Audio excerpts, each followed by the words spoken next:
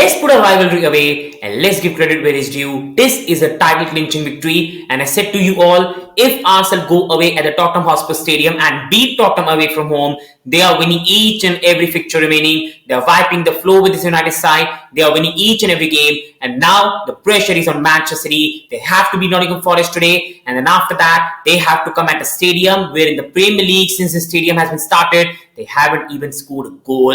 And Tottenham will be, on the other hand, very confused. The fans, on one hand, they could beat Manchester City and help their rivals win the title. Or on the other hand, you cannot wish for your own side to lose. It's going to be very tricky. And even a draw at the Tottenham Hotspur Stadium and title goes to Arsenal. Arsenal most probably have clinched the title for themselves. And even if not, they're going to go down fighting. So for them, they're only going to be applauded. They've responded very well after the Villa defeat. But for Tottenham, I think there are some positives, but there's some negatives to take. And it's the same old legacy for Tottenham. But I think the positives are the big one for Tottenham as well, especially the fight back. So people, like, subscribe, comment, because big discussion have to be had.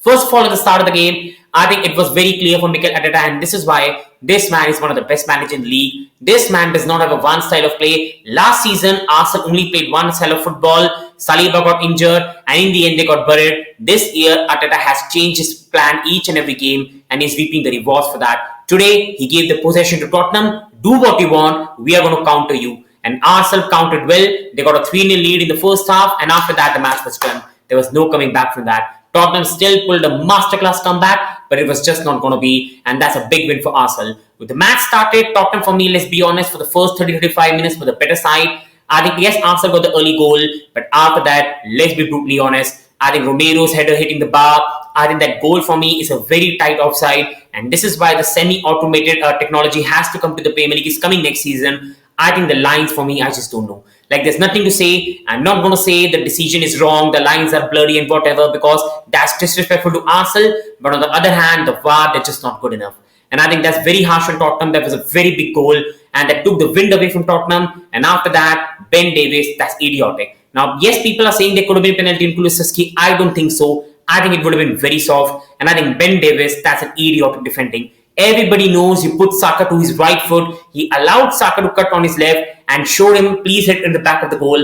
Very poor defending. Arsenal got a 2-0 lead. And then for me, Havertz pushed Van de Beek. But again, with the Premier League authorities, you just don't know what they're doing. Yes, could Van de Beek have been stronger? Yes. But in the last match against Chelsea, it was same Barbadiashile, just a bit of elbow, and it was disallowed. So I think again in the Premier League, there's just no consistency. But again, Arsenal were dangerous from the set pieces. Højbjerg scoring an absolute amateur own goal. And again, Tottenham did not deal well with set pieces, and Arsenal got a 3-goal lead. But I think you have to give credit to Tottenham. They came back very well in the second half. Richarlison came on the pitch, Pape Matasar, Bissouma. And as I've been saying for Tottenham for a long time, I think players like Højbjerg, I think Werner, Ben Davies at Deadwood. They need to replace, and Daniel Levy this season needs to go and spend some money. They need a proper winger. Brennan Johnson, for me, is still not good enough. He's still a good young player, but so many of the crossing opportunity, it was going to catch competition between him and Raya. Very poor. Werner absolutely awful. Ben Davies not good enough. I think even Emerson Royal is not good enough. They need to go and sign some players. Postecoglou is doing a marvelous job, but the team has still a lot of deadwood.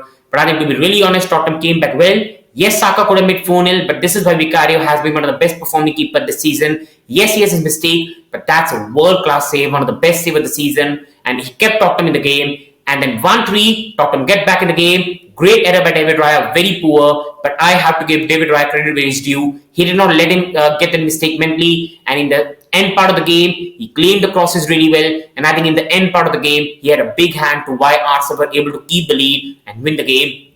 Tottenham got a blatant penalty. There was an absolute blatant penalty. I just don't know how could referee not even look at that and give it straight away. But this is where VAR was used correctly. He was sent to the screen. Penalty was rightfully awarded. Son converted and was 2-3. But it was just too much. I think the Champions League hope for Tottenham are done and dusted now. I think it's very difficult. Yes, they have 2 games in hand, but they still have to play Liverpool, City, Chelsea. I think it's over for them now. While Aston Villa will be playing UCL football, and Arsenal have given themselves a great chance to win the league. Saka again gets a lot of criticism, turned up in the big game. Havertz, as a Chelsea fan, it hurts, but I think he again was very good today. Was in the right pockets of spaces, did a very good job, brought the right aggression, held the ball really well. So well done to Havertz. Odegaard, for me, did fine in the game again. Ben White, but defensively strong. He did well in the corner and set pieces as well, really putting Vicario in trouble. Now, people can say he was obstructing Vicario, But I think overall, it could have been a bit soft decision. I think that's simple, and that is something other teams should always do. But this is the problem. VAR is just not consistent. I don't think there's any wrong with that. Ben White immediately got away, but VAR is just not consistent with that, like we saw in the Fulham Manchester City game. And along with that, I have to say Saliba gave a formidable,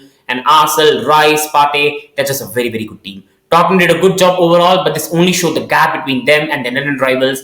The Arsenal right now is just so good. So overall, I think for Tottenham, there's not much to lose. Postecoglou is doing a really good job. They have a lot to build upon. But for Tottenham, it's always the same story. Will Daniel Levy spend and take them to the next level? For Arsenal, they are doing really well. They're just 2-3 players away from being the best team in the world, one of the best team in the world. And if Arsenal in the next 3 seasons cannot win a Premier League or Champions League, it's going to be a big shame, because I think this Arsenal team is ready to dominate the Premier League for the next 3-4 years with Manchester City. So on that note, I end. It hurts as a Chelsea fan, but you need to spit the truth. Is it? So please, people, do like, subscribe, and support the channel. Thank you. Wishing you all the best and a great day.